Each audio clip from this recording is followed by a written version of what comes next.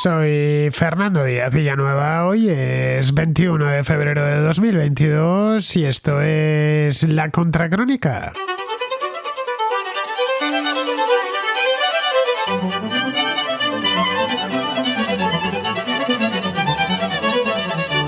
La semana pasada el diario El Confidencial publicó una exclusiva en la que se revelaba que el aparato central del Partido Popular en la calle Génova había estado espiando a Isabel Díaz Ayuso, la presidenta de la Comunidad de Madrid. Esta operación se produjo a finales del año pasado y la propia interesada se enteró gracias a una filtración interna. Ayuso hizo entonces saber su disgusto a Pablo Casado y el asunto quedó ahí.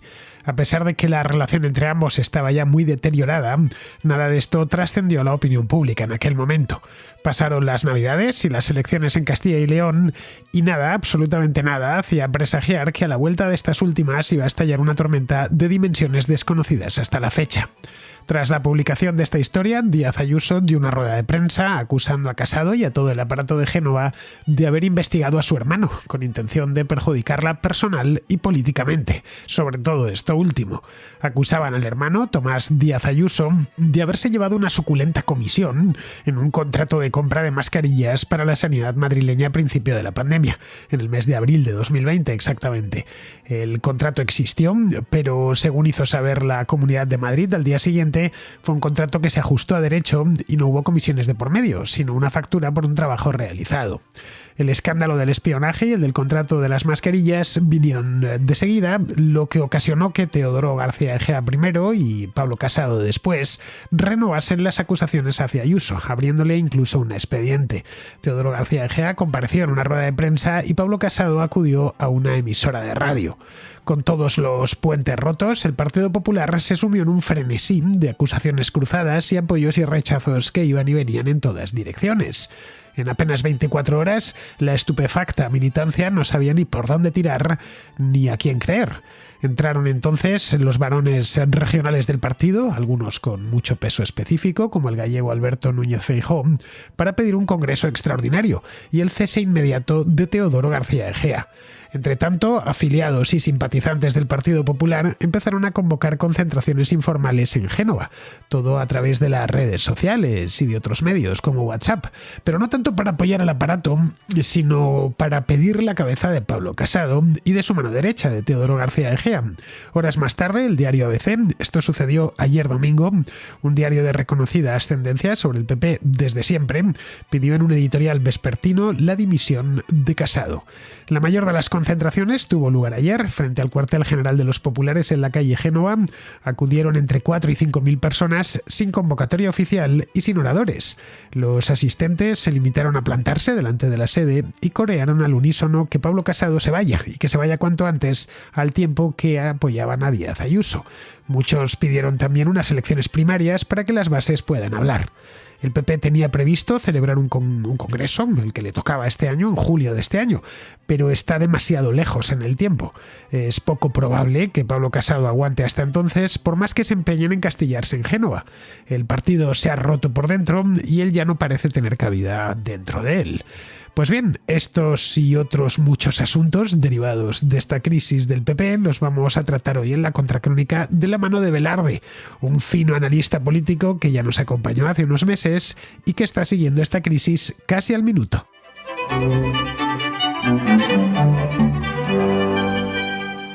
Tenemos, como os comentaba hace un momento, al Partido Popular en llamas.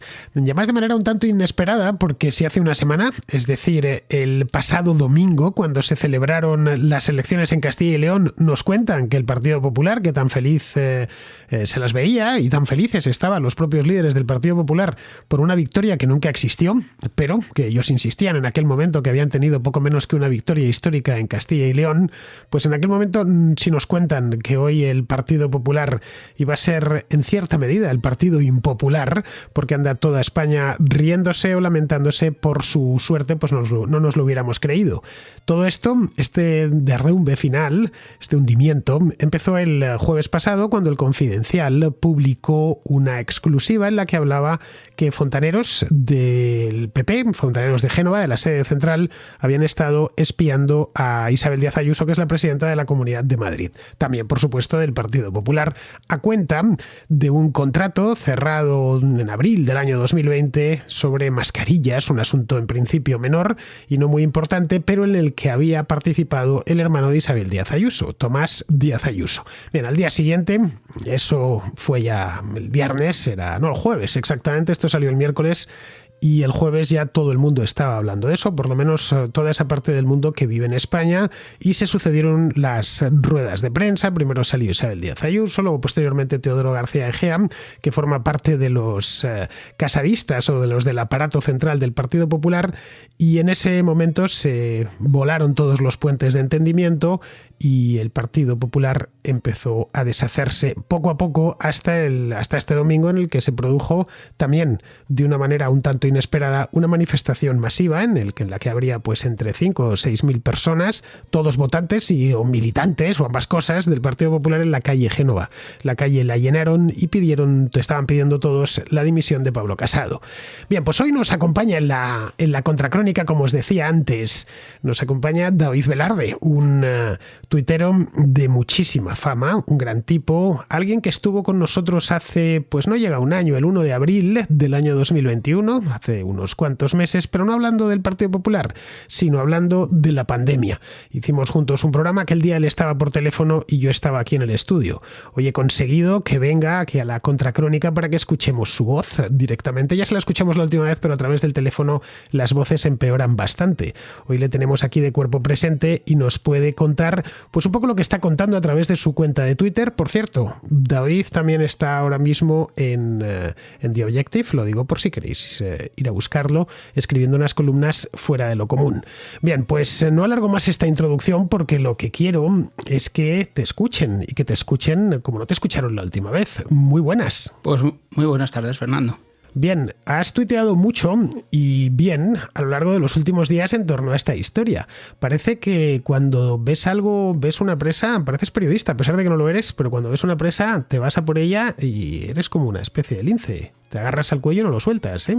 Supongo que lo que me pasa es que las cosas importantes que suceden a mi alrededor me llaman mucho la atención, me intereso por informarme sobre las mismas y por crearme a mí mismo una opinión y expresarla de la forma más argumentada posible, nada más. ¿Cómo ves tú esto? Cuéntame, ¿crees que el Partido Popular va a desaparecer? Yo personalmente creo que no, pero los hay que están seguros que dentro de 3 meses el Partido Popular no solo será ya impopular, sino que además será inexistente. Yo creo que predecir el futuro es una de las cosas más complicadas que hay. Pero si me dices que el Partido Popular puede haber desaparecido dentro de 6 meses, no te digo que es imposible. No lo veo probable, no creo que sea lo más probable, pero desde luego no lo veo imposible en estos momentos. Va a depender mucho, en mi opinión, del tiempo que tarde en producirse un hecho que creo que es absolutamente inevitable, que es la dimisión o la salida de la presidencia del partido de Pablo Casado y de Teodoro García Egea. Que después de lo que ha sucedido estos días, no solamente el tema es que su credibilidad haya quedado en entredicho, que su capacidad de liderazgo haya quedado totalmente destrozada, sino que durante los próximos días, hoy salía la primera encuesta, que da ventaja en número de escaños a Vox sobre el PP, no hay liderazgo del Partido Popular que soporte que durante las próximas semanas, en un escenario de desunión y de ruedas de prensa y contrarruedas de prensa con críticas de división interna permanentes, no hay partido que sostenga un hundimiento de sus expectativas electorales sin que los líderes regionales intenten reconducir la situación. Entonces, por mucho que Casado y Egea quieran atrincherarse en los puestos que tienen, si las encuestas, como creo que va a pasar, empiezan a dar un escenario en el que las expectativas electorales del Partido Popular bajan en favor probablemente de las de Vox, es virtualmente imposible que el resto de los varones del partido no exijan un congreso extraordinario. Hoy mismo, hace un par de horas, el ABC, que no es precisamente cualquier periódico en el centro derecha español, exige la dimisión hoy mismo de Pablo Casado. ¿Cuánto tiempo va a poder resistir? Ese tema va a ser decisivo en las expectativas futuras del Partido Popular. aparte de lo que ha hecho el ABC, que a mí me ha resultado, la verdad, muy conmovedor. No esperaba que se fuesen a lanzar a la piscina de esa manera. Pedir la dimisión de alguien desde un periódico, de alguien importante, estamos hablando, como es el presidente del Partido Popular, significa que tú también, como periódico, como publicación, rompes todos los puentes. Directamente ya no quieres saber nada y estás diciendo a ese líder que se vaya, que no pinta nada. Pero es que esto, antes de que lo dijese el ABC, lo han dicho miles de votantes y simpatizantes del PP en la propia calle Génova, que a mí me ha llamado la atención. Yo pensé que irían 100 o 200 personas. Yo no he estado allí, así que no os puedo hablar de primera mano, pero sí he visto las fotografías y los vídeos y me han llamado mucho la atención. No esperaba una respuesta semejante. Yo es la primera vez que recuerdo una manifestación, por lo menos hasta donde yo conozco, realmente espontánea, con esa magnitud de asistentes. Yo no sé si estamos hablando de 4.000, de 6.000, de 7.000 o de 3.000, pero desde luego no son unos cientos, como comentaba El País, y delegación de gobierno está diciendo 3.000, con lo cual probablemente es sensiblemente más el número real. Teniendo en cuenta que ninguna organización convocaba, que no había ningún conferenciante al final de la manifestación, que no había un recorrido de la manifestación, que la propia Ayuso no ha hecho ni un solo comentario acerca de la concentración, a mí también me parece un hecho sumamente reseñable. Lo que vemos aquí es que la operación, parida en las zaurdas de la calle Génova, parida según cuentan los mejor enterados de la Villa y Corte por Teodoro García Egea, les ha salido justo al revés. A mí me recuerda un poco a algo que sucedió hace justo un año, cuando desde Moncloa parieron también una operación para sacar al Partido Popular del gobierno de Murcia y terminó como una carambola con unas elecciones en Madrid, en las que el Partido Popular se refortaleció. Porque lo caprichoso de todo esto es que, a pesar de que no les iban las cosas del todo bien, tampoco les iban del todo mal. El Partido Popular, incluso en algunas encuestas recientes, hasta ganaba las elecciones. Yo creo que estamos ante unos partidos políticos gestionados por una generación de políticos que se han alimentado fundamentalmente de ver House of Cards, de ver Juego de Tronos, de entender el poder como una serie de trinquiñuelas, de chantajes y de cosas de ese estilo, que probablemente la política tiene mucho de eso y ha tenido mucho de eso siempre, pero ahora yo creo que lo ven puramente como teoría de juegos. Ellos se hacen un esquema, un papel, y dicen: si yo hago esto, el otro va a hacer lo otro, va a reaccionar de esta manera. Y en este caso concreto, probablemente han tropezado con una persona que ha reaccionado de forma totalmente distinta a la que esperaban. El conflicto en el Partido Popular entre Ayuso y Casado viene de lejos. Viene del hecho de que Ayuso, particularmente desde que arrasó en las elecciones de mayo, se ve plenamente autorizada y cree que debe ser la presidenta del Partido Popular de Madrid, mientras digamos, Casado y Egea, o el núcleo duro de Génova, no quieren de ninguna manera que ella tome el control del Partido Popular de Madrid. Entonces han estado jugando a un juego para que ella no pudiera cogerlo, han intentado presionarla, luego supongo que hablaremos con qué tipo de cosas han intentado presionarla para que renunciara de alguna manera a esas aspiraciones de presidir el Partido Popular de Madrid, y yo creo que han medido mal las fuerzas del enemigo, del oponente en este caso. Han pensado que iba a reaccionar de una manera y ella ha reaccionado de una manera mucho más agresiva. Vamos a hacer un viaje al pasado cercano, al año 2018 exactamente, cuando pues va a hacer 4 años. Sacaron de una manera un tanto, de nuevo, inesperada. El Partido Popular vive en el reino de lo inesperado desde hace un tiempo. Le sacaron del gobierno, no estaban muy bien asentados, habían ganado las elecciones de 2016, las segundas que se celebraron, se habían celebrado las anteriores a finales de 2015, las habían ganado de aquella manera y gobernaban en minoría. Bien, le sacaron con una moción de censura y a partir de ahí todo se volvió loco. Al año siguiente, en el mes de mayo, en 2019 ya, hubo elecciones autonómicas y municipales, como cada 4 años, y colocaron en Madrid, donde el Partido Popular estaba muy desgastado, después de los años de Esperanza Aguirre, de los escándalos que se habían producido en la Comunidad de Madrid, como aquel de Púnica, de la salida de nuevo inesperada de Cristina Cifuentes, un poco antes. colocaron de candidatos para la ciudad, la capital y para la comunidad, colocaron a dos personas que una era, en concreto, el hoy alcalde de Madrid, Almeida, una persona no muy conocida, pero que llevaba muchos años en esta, y la otra era Díaz Ayuso, Isabel Díaz Ayuso, que no era ni muy conocida ni tampoco especialmente experimentada. Es más, muchos pensamos que la habían puesto ahí básicamente para que perdiese. Y llegó de la mano con Casado, era de su equipo, digamos. De hecho, la sensación que yo tengo y que creo que comparte mucha gente es que los dos candidatos, concretamente Ayuso, pero también Almeida, llegaron al puesto de la candidatura por descarte de otros que no aceptaron el puesto porque creían que ir al matadero. O sea, las probabilidades de que en aquellas elecciones del año 2019 terminaran con la presidencia o con la alcaldía del Ayuntamiento de Madrid y la presidencia de la Comunidad de Madrid en nombres del Partido Popular era muy reducida, completamente peor todavía en la comunidad que en el ayuntamiento. Lo que pasa es que los resultados fueron los que fueron, el juego de alianzas fue el que fue y se encontró con la sorpresa. Yo creo que los tres, Casado, Ayuso, Almeida y el resto del panorama político nacional, de que tanto Ayuso como Almeida pasaban a presidir la Comunidad y el Ayuntamiento de Madrid. Llegaron ambos tras sendos pactos con Ciudadanos.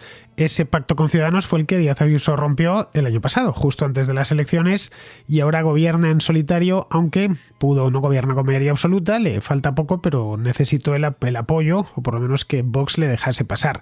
Pero bueno, que fue toda una luz de esperanza para el Partido Popular lo que sucedió en Madrid hace un año, y la refortaleció muchísimo.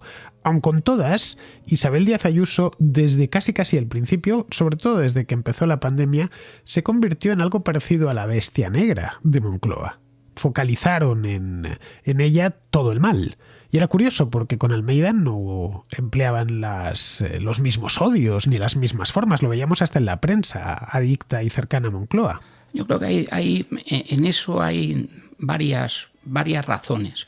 Primero, el nivel de poder real que tiene una comunidad autónoma como la de Madrid es muy superior al del Ayuntamiento de Madrid, tanto en términos de presupuesto como en términos de poder real. Es decir, la sanidad de Madrid está en manos de la Comunidad de Madrid. El Ayuntamiento realmente tiene en su poder pues la limpieza de las calles y una serie de cosas, pero no tiene poder real ni número de empleados públicos importantes. La sanidad y la educación, que son los dos elementos fuertes junto con las pensiones del gasto público general de cualquier país y sobre todo un país como España, están en manos de las comunidades autónomas.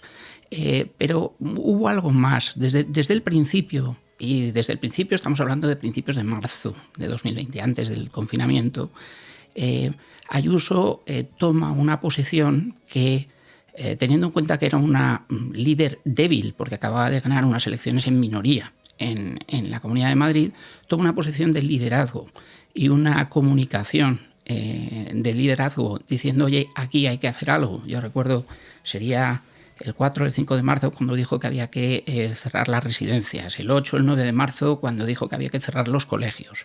Y desde ese momento empieza un periodo que ha durado realmente hasta hoy, sigue durando hasta hoy, en el que la Comunidad de Madrid va lanzando el mensaje de lo que hay que hacer en términos de la pandemia.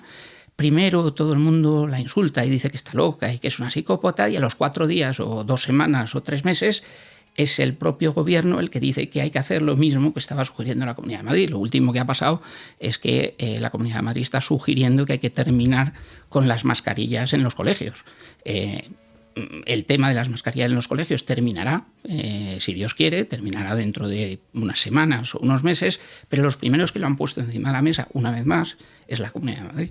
El tema de la pandemia ha sido clave en la carrera política como presidenta de Isabel Díaz Ayuso. Sin pandemia no sabemos si estaríamos hablando de un efecto Ayuso, pero como la pandemia ha existido, pues tenemos el efecto Ayuso encima de nosotros. Y no se ha correspondido en el tiempo con un efecto Casado. Más bien todo lo contrario. Casado ha ido encadenando los fracasos. Empezó mal, en abril de 2019. En aquel entonces le disculparon porque acababa de llegar, se había encontrado con un partido descompuesto, pero a pesar de que mejoró en parte esos resultados, poquito, no mucho, en el mes de noviembre, desde entonces tiene o resultados pésimos directamente, como sucedió en Cataluña, o cuando al PP le va bien es porque hay un líder regional que tiene mucha fuerza, caso de Feijóo en Galicia, por ejemplo, o el caso de Díaz Ayuso en Madrid. Vamos, que en cierta medida se podría decir, y voy a emplear un dicho típicamente madrileño, que manda menos que un guardia civil en una feria. Algo de eso hay. Exactamente algo de eso hay. Yo creo que se han puesto de manifiesto de manera absolutamente evidente las dos formas de liderazgo o de mandar que hay dentro del Partido Popular.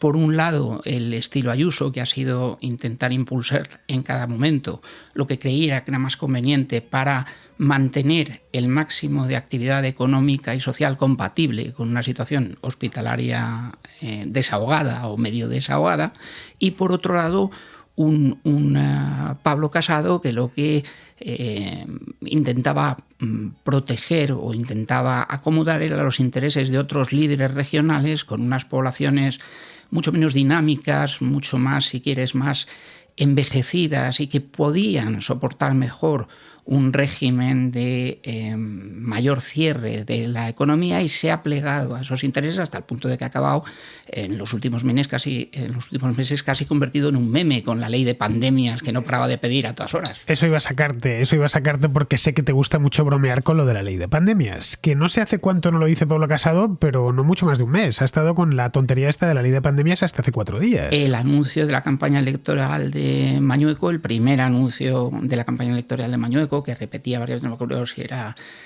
sí, no sé qué, o Partido Popular sí, o Partido sí, no me acuerdo exactamente cuáles eran los lemas electorales, pero ya aparecía en el puesto 6 o 7, aparecía sí a una ley de pandemias o algo parecido.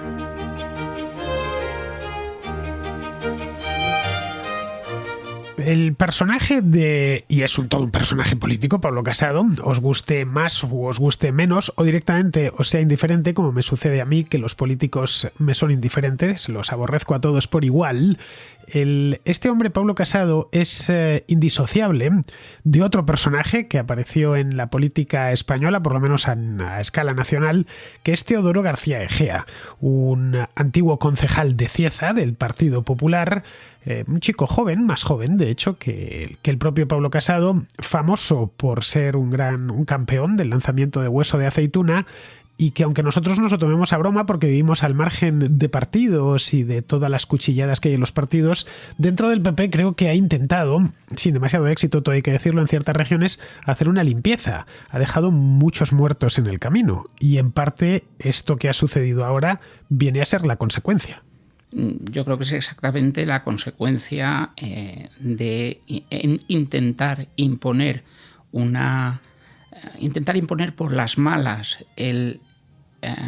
que Casado sea el jefe del partido en lugar de ser el líder del partido. Yo he trabajado en la empresa privada toda mi vida, y en la empresa privada me he encontrado muchas veces jefes y muy pocas veces líderes, y la diferencia es evidente y la notas en cuanto estás delante de uno.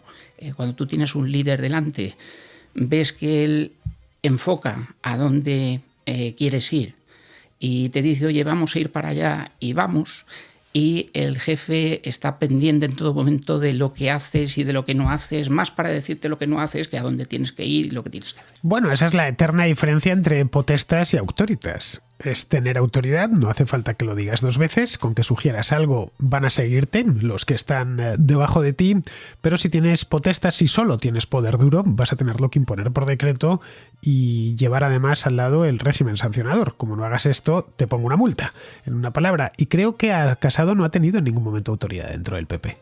Pienso que no ha tenido autoridad en ningún momento dentro del PP. Estoy totalmente de acuerdo contigo. Todo lo que ha tenido es poder, en unas ocasiones poder directo.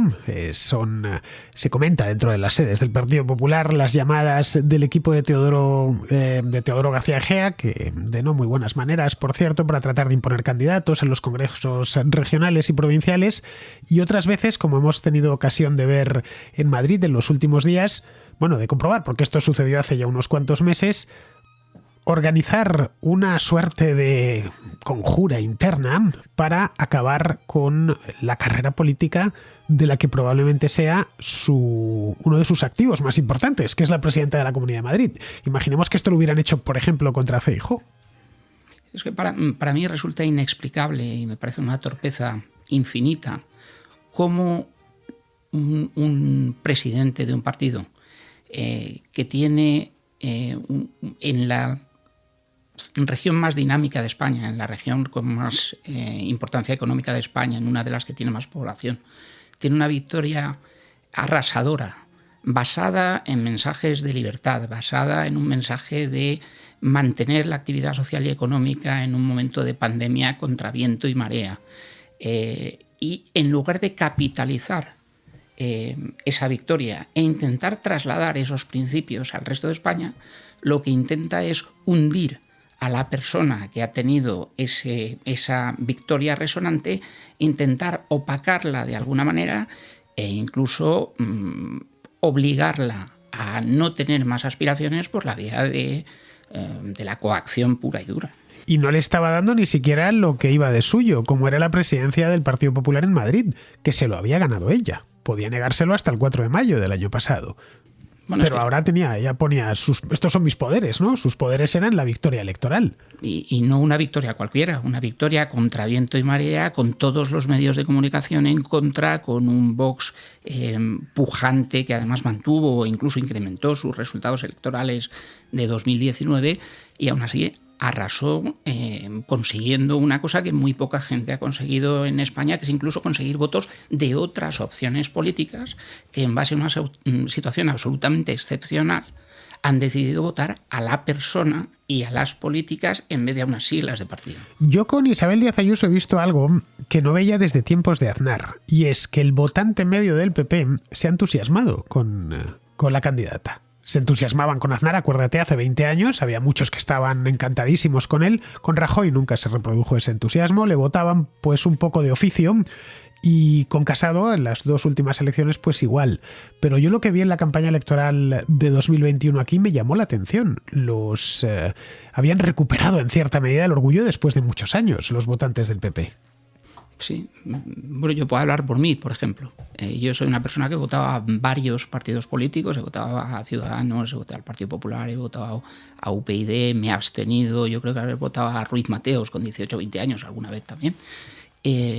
Yo creo que nunca he metido un voto en una urna más convencido que en las últimas elecciones de mayo en Madrid. Nunca. O sea, que diste eso que en Twitter llaman el perrugazo, ¿no?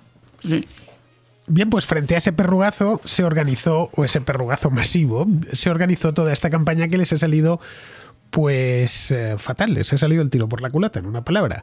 Y lo pudimos ver ayer en esta manifestación, y puede ser que a lo largo de esta semana ni Velarde ni yo somos futurólogos, así que no tenemos la bola de cristal aquí, podemos decir lo que va a pasar porque no lo sabemos, pueden pasar un montón de cosas. A partir de este momento todas las posibilidades están abiertas, incluido que Pablo Casado subsista y perro viva. No tenemos idea, que se venga Feijóo a Madrid, que Díaz Ayuso se monte un nuevo partido. ¿Cómo era ese que me contabas antes que había propuesto uno? El PLIM. El PLIM. A mí PLIM. Claro, y tendría más a mi PLIM. Mira, ¿tú cómo estás? Pues a mi PLIM. Y sería la verdad es que sería un buen nombre. Esto es una broma, no va a montar ningún partido, al menos que yo sepa, pero sí deja al partido al Partido Popular, le deja en una situación muy delicada. Tenían que celebrar el Congreso esta gente en el mes de julio, pero claro, el mes de julio queda lejanísimo. En principio está cercano, no es muy lejos, pero con la situación que tienen no pueden esperar tanto. Vuelvo a decir lo mismo que te decía antes, predecir el futuro es muy difícil, pero yo creo que hay un hecho que es virtualmente cierto, y es que a Pablo Casado le quedan semanas al frente del partido. De ninguna manera puede llegar a julio, porque si llega a julio en medio del actual desastre y desunión, incluso imaginando el hipotético escenario de que se reconciliasen todos ahora mismo y se hicieran las fotos juntos, va a quedar en la memoria de la gente la división del partido. Y una cosa hemos aprendido a lo largo de 40 y tantos años de democracia, y es que cuando un partido muestra división interna, el electorado deja de votar. Las expectativas electorales bajan muchísimo. Y yo veo absolutamente imposible que en un escenario de caída de expectativas electorales del PP, Casado se pueda mantener mucho más allá de semanas al frente del partido. Creo que eso es lo único, diría que cierto. Es decir, luego me puedo creer que el Partido Popular se refunde. Me puedo creer que Feijóo tome el control del Partido Popular. Me puedo creer que haya un congreso extraordinario en el que se presente Juanma Moreno y gane. Me puedo creer que Isabel Díaz Ayuso, por un escándalo de corrupción, tenga que salir de la vida política española. Todo eso son escenarios verosímiles. Hasta el PP podría desaparecer. Como te decía antes, no creo que vaya a suceder, pero podría desaparecer. Lo que veo imposible es que Pablo Casado continúe de presidente en junio y el Congreso en julio y el Congreso se celebre como está previsto en estos momentos.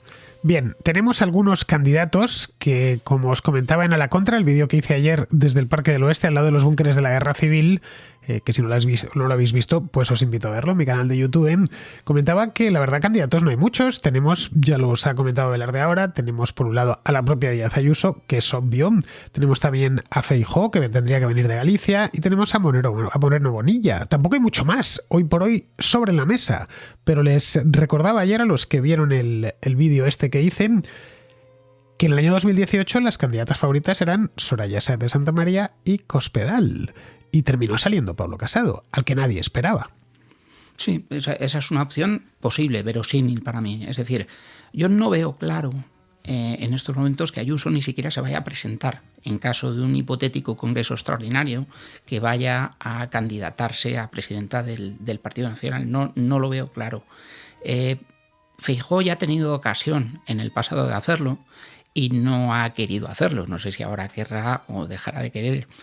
Juanma Moreno es posible que lo intente y es posible que lo consiga. Pero como dices, la situación es tan caótica en estos momentos que no sería descartable que apareciera algún mirlo blanco semidesconocido que tenga algún tipo de discurso integrador y que pueda poner de acuerdo a las distintas familias del partido y consiga la victoria, y quién sabe lo que puede pasar a partir de ahí. El partido ahora mismo no está en su mejor momento, así que es en estos momentos cuando aparece lo que sucedió. Igual, si es que la situación es muy parecida a la que había en 2018. En aquel entonces diría que incluso más dura porque acababan de perder el poder, les habían dejado noqueados. En el fondo, y esto mirando más en el largo plazo, lo que nos encontramos es ante una crisis no resuelta en su momento. Es como estas enfermedades que nunca se terminan de curar. Pues sí, una cosa parecida, que no se ha superado la crisis de la moción de censura. Posiblemente tenga que ver con eso. No hubo una resolución clara. Casado no ha tomado nunca... Casado ha sido muy irregular en sus discursos y en sus acciones. Junto a intervenciones, es un excelente orador. Junto a intervenciones llenas de defensa de la libertad y de mensajes, si quieres, muy modernos y muy optimistas para la economía. Luego se ha enganchado en un conservadurismo bastante rancio y en una defensa de la famosa ley de pandemias y todo este tipo de historias que parece que encajan poco con ese mensaje que intentaba transmitir desde el principio. Es que no hay liderazgo claro en el Partido Popular desde 2018. Ha ido a remolque el gobierno, de hecho. Sí. Y sigue a remolque el gobierno, a la vista de los hechos. Absolutamente. Desde el principio yo recuerdo que, sobre todo cuando empezó la pandemia, que es lo que ha condicionado la vida política española, bueno, y la de todo el mundo a lo largo de los últimos 2 años. Va a hacer ahora, dentro de nada, dentro de menos de un mes, va a hacer 2 años que nos confinaron. Bien, desde que empezó la pandemia, Casado una de las cosas que hizo fue tratar de oponerse lo menos posible. Yo creo que es difícil encontrar otro país europeo o americano en el que la oposición haya hecho más seguidismo del gobierno. Bueno, Casado permitió, de alguna manera, que hubiera un estado de alarma aprobado por 6 meses. A la altura de octubre, noviembre de 2020. Correcto. Si mi memoria no me engaña. Y se les advirtió. Se aprobó un estado de alarma que incluía un toque de queda. Que es que todavía no hemos interiorizado muy bien lo que significa un toque de queda. Que es que no te dejen salir a la calle porque un día te enfades con tu mujer a la 1 de la mañana porque la ley dice que no puedes salir a la 1 de la mañana a la calle a pasear o a decir barbaridades porque estás cabreado. Es que así hemos estado 6 meses sin que hubiera el menor control parlamentario, sin que hubiera nada. El Parlamento de España ha aprobado que durante 6 meses iba a haber un toque de queda para todos los ciudadanos españoles, independientemente de la situación epidemiológica. Es que de coña. Y todo esto se hizo con el consentimiento expreso de Pablo Casado. Claro. Que no quería, no lo sé, malquistarse con el gobierno, cuando su obligación era malquistarse con el gobierno porque es la oposición. De hecho, el discurso de aquel debate fue un discurso durísimo contra el gobierno, diciendo que era intolerable, que no se podía hacer, y luego creo recordar que o se abstuvo o votó a favor. Ya no me acuerdo si no llegó incluso a votar a favor. Otra cosa que no le perdonan algunos de sus votantes es lo duro que ha sido con Vox. Recuerda la moción de censura aquella, que no se limitó solo a pasar del tema, sino que dio un discurso contra Santiago Abascal y contra el propio Vox que escoció bastante. Santiago Abascal viene del PP, no lo olvidemos. Yo creo que no ha acabado de entender Casado que es lo mismo que decimos, lo mismo que llevo diciendo todo el tiempo, es un tema de liderazgo. Él no ha marcado una estrategia. Si yo ahora tengo que definir, si a mí me preguntas qué es lo que defiende el Partido Popular, es que no me sale nada. O sea, me sale, no, es que gestionamos mejor, depende de dónde. Habrá sitios que sí y habrá sitios que no. Y la ley de pandemias. Es que no me sale nada más. Es que a lo mejor seguro que tienen un programa perfectamente detallado, pero a mí no me salen las ideas que defienden. En cambio, sí les veo obsesionados con diferenciarse en todos y cada uno de los momentos de lo que diga Vox. Es decir, la posición, siempre he tenido la sensación de que la posición del Partido Popular de Casado ante cualquier votación, ante cualquier ley, estaba más condicionada por lo que fuera a hacer o votar Vox que por las convicciones de lo que tienen. Cuando, en el fondo, si tú estás intentando recuperar a votantes que se te han ido de alguna manera a Vox, parece un poco absurdo que la forma de hacerlo sea insultarles. Y es básicamente lo que ha hecho en aquella intervención de la moción de censura, echándole en cara a los muertos de ETA, a Abascal. Parece que no tiene mucho sentido entrar en ese juego de descalificaciones si lo que estás intentando hacer es atraer. Si volvemos al caso de Ayuso en 2019, es que no habló de Vox en toda la campaña. Es que no hacía falta. No hacía falta. ¿Por qué centrarte en Vox? Céntrate en lo tuyo. Céntrate en lo que estás vendiendo y ya vendrán los demás si realmente tú estás intentando y consiguiendo aglutinar a la mayoría del voto, al final por voto útil, porque la gente entiende el concepto de voto útil, al final te acabarán votando a ti. Pero si lo que estás haciendo es descalificar permanentemente a ese votante cabreado que se te ha ido, es que no va a volver en la vida. Los de Vox, evidentemente, a raíz de esto se están bailando un zapateado, por lo menos sus cabecillas, porque no se esperaban un regalo como este. Bueno, de momento yo creo que están con un silencio tremendamente respetuoso y prudente que me parece muy correcto por su parte y sobre todo muy inteligente. O sea, ahora mismo lo que tienen que hacer es que se peleen y yo voy ganando a río revuelto, voy ganando yo que estoy pescando. Bien, esto no significa que vaya a suceder. Es decir, no me vengáis dentro de 6 meses, pues dijisteis una cosa y ha sucedido la otra. Es que no tenemos, ya digo, la bola de cristal. Pueden suceder, estamos a día, no lo olvidéis, os repito el día por si no os había quedado claro. Estamos a día 21 de febrero. Lo que suceda el día 22 no lo sabemos todavía. Y el panorama ahora mismo no pinta muy bien.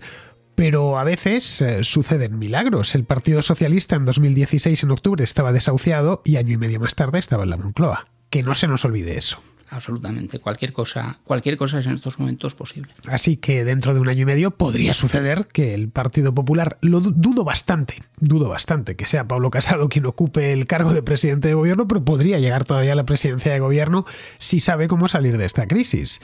Y creo que ayer los simpatizantes le dieron algunas pistas. Yo creo que es un poco la esperanza, que yo creo que la esperanza que puede tener el Partido Popular de llegar a la presidencia del gobierno es una resolución muy, muy rápida y muy expeditiva de esta crisis. Yo creo que la única solución es la sustitución, o sea, la dimisión del actual equipo directivo y la convocatoria de un congreso extraordinario del que puede salir un líder fuerte, ya sea los que hemos mencionado, Feijóo, Ayuso, Moreno o cualquier otro, no lo sé. Decían el otro día, y con esto ya vamos a terminar, no le quiero quitar más tiempo a Velarde, decían el otro día, lo leía no me acuerdo dónde, creo que fue en Twitter de hecho, que era el momento idóneo para Sánchez para que convocase elecciones, que si las convoca mañana mejor que pasado mañana porque se encuentra con el principal partido de la oposición deshecho. Si no las convoca es que quizá no tenga todas consigo de que vaya a ganar aunque el Partido Popular esté deshecho. Yo creo que está actuando también con cierta prudencia. Yo estoy convencido de que la tentación la tiene en estos momentos encima de la mesa, y seguro que tiene consejeros que le están aconsejando convocar elecciones. Lo que pasa es que es lo de siempre. Si las cosas tan caóticas como están ahora se pueden resolver muy rápido y en un sentido que le pueda no interesar. O sea, imaginemos una solución del conflicto de la que emerge Ayuso, por ejemplo, como líder fuerte del Partido Popular. Dudo mucho que le apetezca a Pedro Sánchez enfrentarse en 2 o 3 meses a un Partido Popular presidido o como candidata a Ayuso, a no ser que los rumores y los posibles escándalos de corrupción sigan acompañándola y sigan dañándola en su futuro político. Sí, esos escándalos, por ahora presuntos escándalos de corrupción, en concreto lo del contrato de su hermana, yo creo que ha quedado bastante bien explicado. Quien tenga indicios de que esta mujer realizó tráfico de influencias, pues ya sabe dónde está el juzgado más cercano para poner ahí, o puede ir al periódico a llevar los documentos que, pues eso, que la incriminan, ¿no? Esto de hablar no, es que seguro que se lo ha llevado. No lo sabemos. Hay que ser respetuoso siempre, por supuesto, con Díaz Ayuso y con cualquier otra persona en el mundo, ¿eh? No hay que presumir delitos a nadie. Los delitos se tienen que demostrar, y se tienen que demostrar delante de un tribunal. No vayamos a caer en el yo sí te creo. No, yo ni te creo ni no te creo. Tendremos que ver si realmente hubo irregularidades en ese contrato. La información que ha dado el equipo de Ayuso a mí me parece completa. Si alguien tiene alguna más, pues yo encantado, y seré el primero, por supuesto, en decir que se depuren todas las responsabilidades pertinentes en el caso de que fuese así.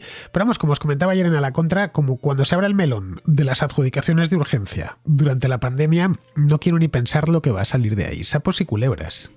Puede salir absolutamente cualquier cosa. Desde luego el escándalo, entre comillas, de la Comunidad de Madrid está precedido por otros escándalos casi más grandes. O sea, el hecho de que alguien filtre una información de Hacienda de una determinada compañía que contrata con la Comunidad de Madrid, y las cantidades que un particular o un autónomo particular, como es el hermano de la presidenta de la comunidad, ha facturado en total a esa compañía a lo largo de un año, que ese documento se filtre en forma de dossier a Pablo Casado es presumiblemente un delito. Que Pablo Casado, en poder de ese documento, no lo ponga en conocimiento de la autoridad judicial permanente es como poco estético. Yo soy ingeniero, no soy abogado, no sé si tiene obligación de denunciarla a nadie, pero es poco estético que tenga ese documento semanas o meses y que cuando por primera vez se lo comunica a alguien, se lo comunique a la propia Díaz Ayuso en el marco de una conversación sobre la presidencia del Partido Popular de Madrid. Es decir, oye, ten cuidado que tengo esta información de tu hermano y me preocupa mucho que aquí pueda haber corrupción.